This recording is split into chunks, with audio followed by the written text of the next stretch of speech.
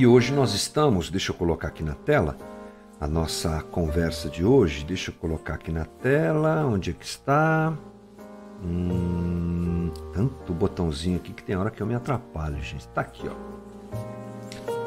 Nós estamos em Lucas, você já sabe, faz bastante tempo que a gente está andando em Lucas, conversando sobre Lucas. Começamos no capítulo 9, Jesus, lá na Galileia, começa uma viagem do norte para o sul de Israel. Ele desce e ao descer, ele passa por Samaria.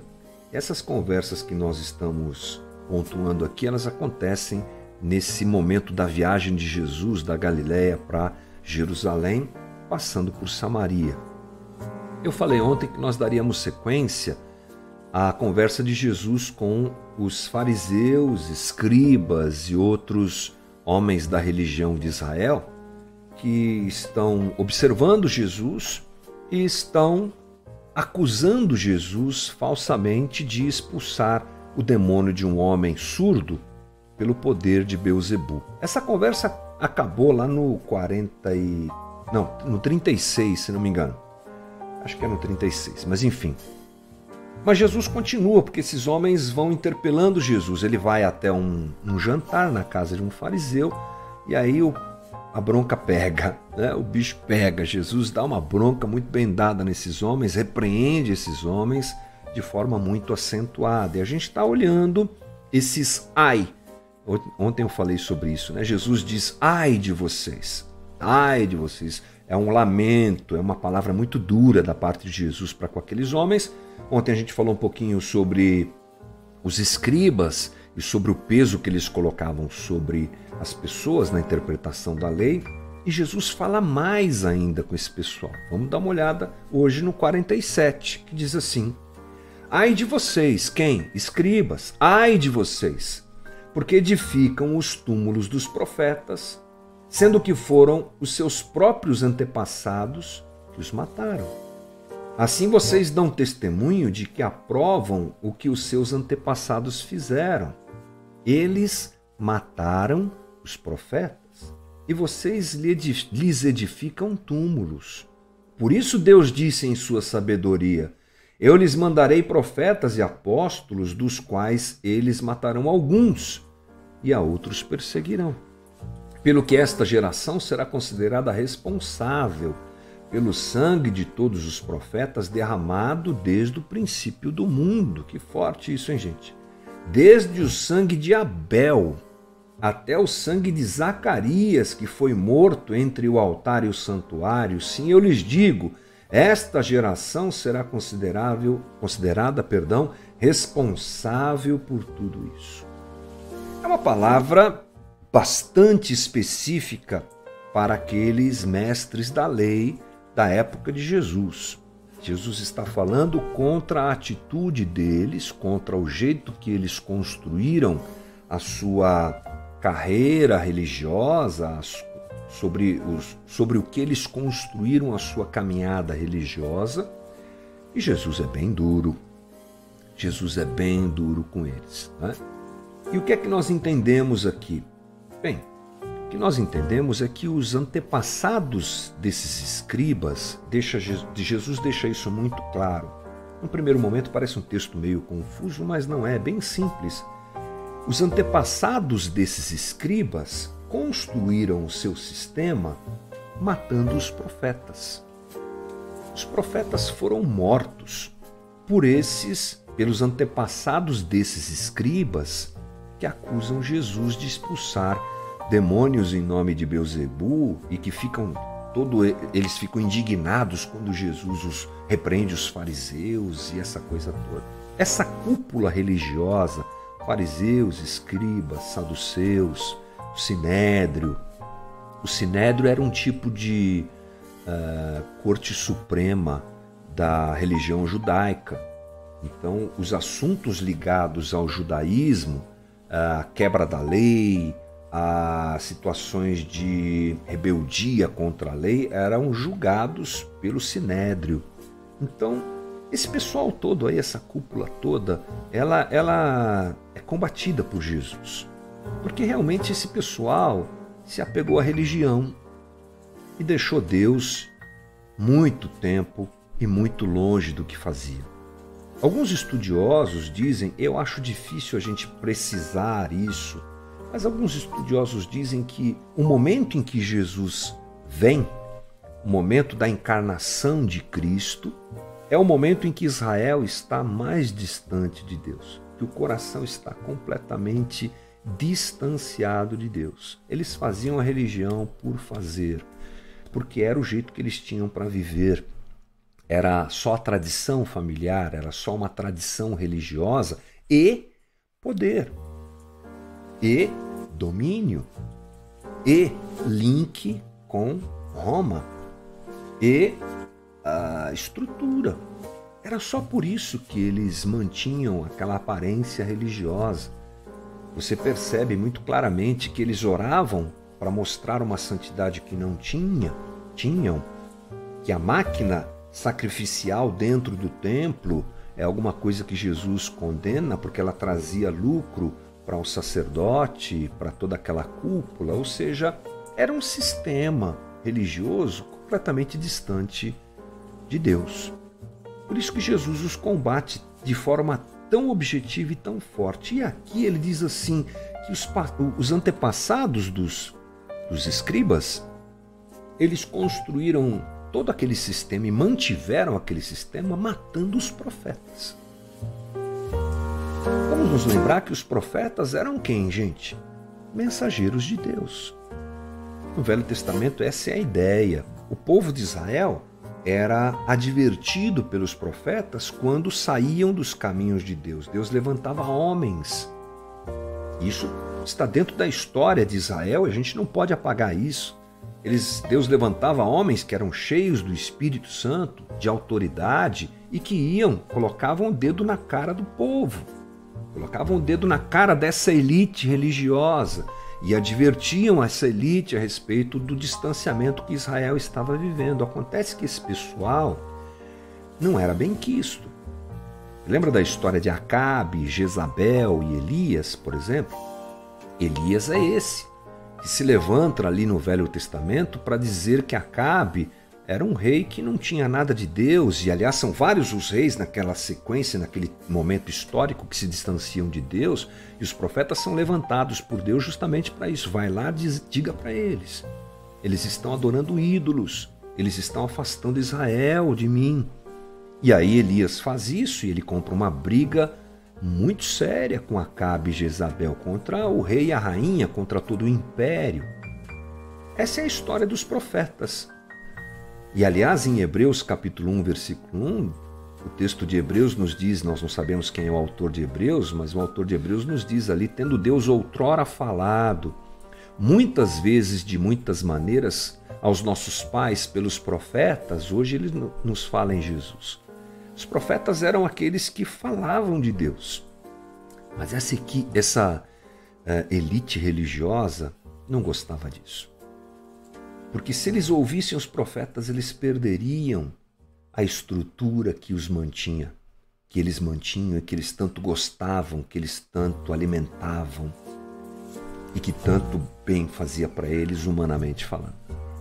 Essa elite religiosa era contrária à voz profética que trazia a verdade de Deus, e eles mataram os profetas. É o que Jesus diz. Portanto, a gente entende que Jesus está escancarando uma situação do passado e dizendo a vocês hoje, ficam admirando o que os antigos de vocês fizeram, vocês constroem túmulos suntuosos para gente que ocupava o lugar que vocês ocupam hoje, e que construiu essa estrutura religiosa na base do sangue dos profetas. E vocês ficam honrando esse pessoal ao invés de mudar. Vocês não só elogiam os antepassados, mas vocês continuam no mesmo caminho. Jesus, inclusive, está anunciando que eles matariam Jesus. Vocês vão fazer a mesma coisa comigo. Aqueles religiosos da época de Jesus, portanto, eles não admitiam o erro dos seus antepassados e continuavam construindo seu império em cima da desobediência a Deus e da morte de gente inocente. Isso mostra que esse é um caminho possível dentro da religião. Porque a religião também é um instrumento de poder e nós sabemos muito bem disso. É só estudar um pouquinho, é só ler um pouquinho que a gente sabe que o flerte, a ligação que o cristianismo, o evangelho, o cristianismo fez com o Estado, fez muito mal. O ápice disso foram as cruzadas.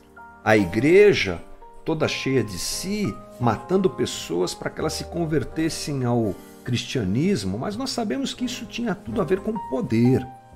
O poder está sempre junto com a religião e a religião está sempre junto com o poder. E aqui nós percebemos Jesus querendo dizer: vocês estão seguindo o mesmo caminho, construindo uma estrutura que é condenada em si mesmo porque está sendo construída em cima do sangue de gente inocente. Toda a estrutura construída em cima de sangue de gente, inocente ou não, sangue de gente, não é alguma coisa que agrada muito a Deus, né? E esses homens, infelizmente, além de não reconhecerem isso, continuavam trilhando o caminho que vai desembocar na própria morte de Jesus. Deus falou com eles, mas eles não quiseram ouvir. Os profetas vieram trazer a palavra, mas eles não quiseram ouvir e continuavam não ouvindo, porque Jesus, o próprio Filho de Deus encarnado, estava diante deles e eles não queriam ouvir. Interessante que Deus fala, né, gente? Deus fala. Nosso Deus é incrível. Deus cristão, ele é incrível porque ele fala. Ele fala pela Bíblia, ele fala pelos profetas. Já falei aqui de Hebreus, né? De repente era agora que era para falar de Hebreus, mas está valendo. Tendo Deus outrora falado muitas vezes e de muitas maneiras aos nossos pais pelos profetas, hoje ele nos fala em Jesus. Não há tempo de Deus ficar emudecido na história do Evangelho. Temos 400 anos de período intertestamentário entre o Velho e o Novo Testamento, mas a situação é diferente. Nós hoje precisamos nos lembrar que Deus fala e precisamos ter ouvido e sensibilidade para o arrependimento, para tomarmos decisões que temos que tomar sem medo de perder nada, porque o mais importante é não perder a vida. Esses homens estavam apegados ao poder, coisa que faz muito bem ao nosso coração, trazendo essa história para a nossa realidade. Nosso coração ama poder. Nós amamos dominar as coisas. Nós amamos ter o controle sobre as coisas. Nós amamos ter pessoas nos admirando. Nós somos um poço de vaidade, somos um poço de ganância. Nós precisamos. Nosso coração, ele é idólatra e ele gosta de ser preenchido com coisas, com situações que são oferecidas pelo sistema de hoje e, aliás, pela história da própria humanidade.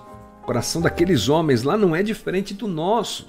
Homens e mulheres que têm as mesmas demandas. Somos nós. E se o coração daqueles homens era cheio e preenchido pelo pseudo-poder que a religião dava a eles, o nosso coração é preenchido por algumas coisas. E nós precisamos perceber se elas são adequadas ou não. E precisamos ter coragem para ouvir a voz de Deus e, quando há necessidade de mudança e de arrependimento, que nós façamos isso. Às vezes a gente traz uma hereditariedade que não precisa ser trazida, que pode ser rompida, mais ou menos como aquele pessoal, né, que olhava para os antigos e seguia o mesmo caminho. É possível romper com laços do passado. É possível dar gritos de liberdade. É possível dizer não, não vou por esse caminho. Por esse caminho eu posso ter dinheiro, posso ter poder, posso ter reconhecimento, mas eu terei também com ele o preço de fazer aquilo que Deus não quer que eu faça. E o arrependimento precisa ser manifesto em atitude de ruptura, de mudança de vida, coisa que Jesus disse para eles: vocês não fizeram e vocês continuam indo por aí. Ai de vocês! Ai de vocês! Não mudaram, não querem mudar e querem continuar indo por aqui.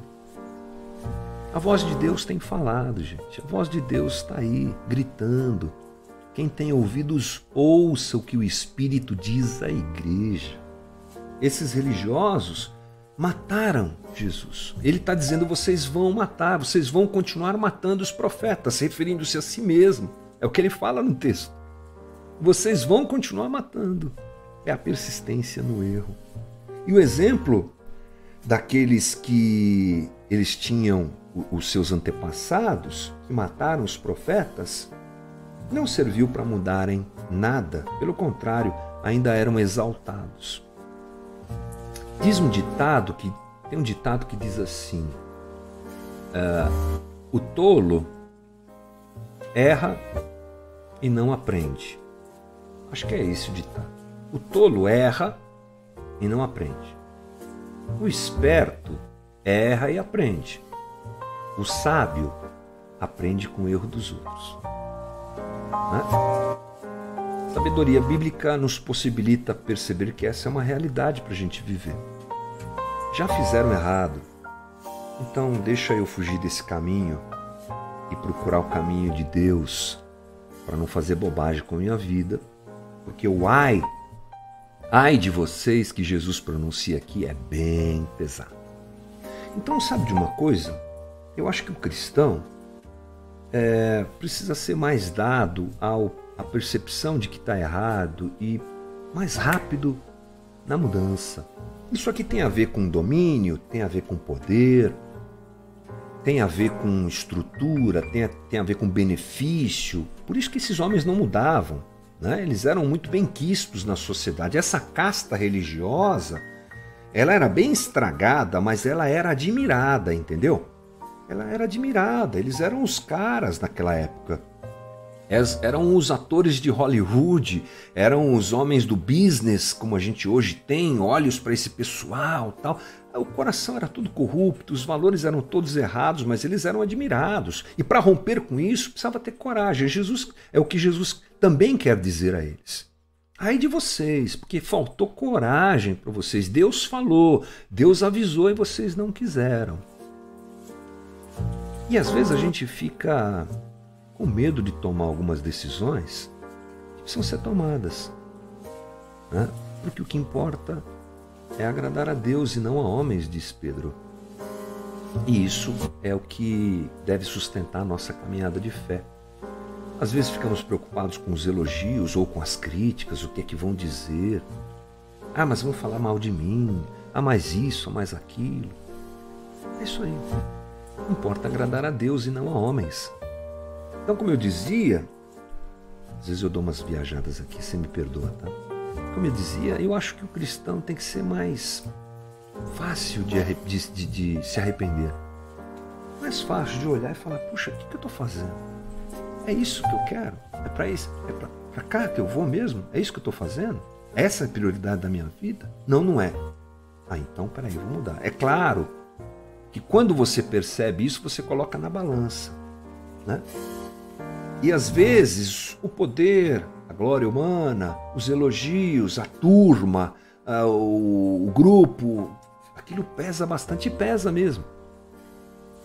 Mas é nessa hora que a gente precisa ter a coragem de ouvir a voz de Deus e de dizer: valeu, estou indo para cá, tá bom?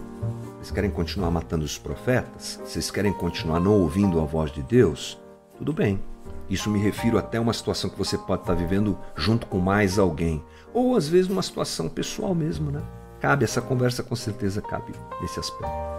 Estou indo por aqui, estou matando profeta. Deus está falando, eu não estou ouvindo. Então peraí que eu vou para lá. E segue a vida. Que Deus é bom. E Deus é bom. Deus cuida da gente. Na maior ruptura que eu tive que tomar na minha vida, e eu não me dou aqui como exemplo para nada, porque miserável homem que sou, não gosto de trazer exemplo e bater no peito, tá vendo, eu fiz isso. Não. Miserável homem que sou. Romanos 7 brilha nos meus olhos diante de mim sempre, mas nos momentos de maior dificuldade, eu experimentei, e dou só isso como testemunho, que Deus cuida da gente. Deus cuida da gente. Nós temos exemplos de homens que romperam. De quem que você lembra? De Paulo. Né? Toda uma estrutura de judeu ali em cima da carne seca, como a gente fala. Depois ele olha para trás e ele chama aquilo, sabe de quê? De cocô. Desculpa aí se você está almoçando. De esterco. É a palavra literal que Paulo usa. Fezes, cocô.